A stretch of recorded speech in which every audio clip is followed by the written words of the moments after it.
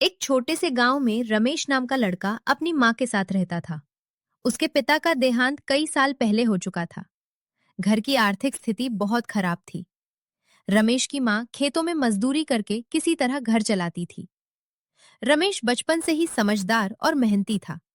वो अपनी माँ की तकलीफें देखकर सोचता था कि एक दिन वो बड़ा आदमी बनेगा और अपनी माँ को खुशियां देगा। बेटा रमेश, आज घर में बस इतना ही खाना है। माँ, आप चिंता मत करो। मैं खूब पढ़ूंगा और एक दिन बड़ा अफसर बनूंगा। मुझे तुम पर पूरा भरोसा है बेटा। रमेश रोज सुबह स्कूल जाता और शाम को गांव के लोगों के छोटे मोटे काम करके अपनी माँ की मदद करता। एक दिन शिक्षक ने बच्चों से पूछा, बड़े होकर क्या बनना चाहते हो? सर, मैं अधिकारी बनना चाहता हूँ ताकि अपने गांव और माँ का नाम रोशन कर सकूं। बहुत अच्छा रमेश, मेहनत करते रहो। शिक्षक रमेश की लगन देखकर उसे अतिरिक्त किताबें देते थे। रमेश रात में लालटेन की रोशनी में पढ़ाई करता था। एक रात तेज बारिश हो रही थी। बेटा, इतनी देर तक मत पढ़ो, आंखें खराब हो जाएंगी। माँ, अभी नहीं।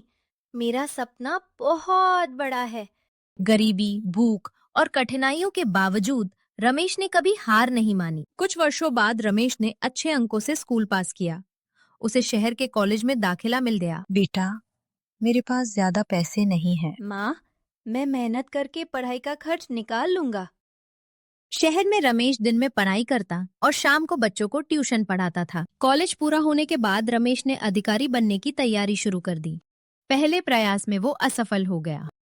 माँ, मैं हार गया। बेटा, असफलता सफलता की पहली सीढ़ी होती है।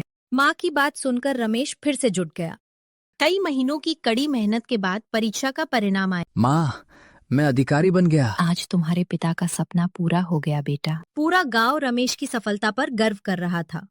जिसने कभी लालटेन की रोशनी में पढ़ाई की थी, वही आज एक बड़ा अधिकारी बन चुका था। कुछ समय बाद रमेश अधिकारी बनकर अपने गांव आया। रमेश बाबू की जय। मेरी सफलता का श्रेय मेरी माँ को जाता है।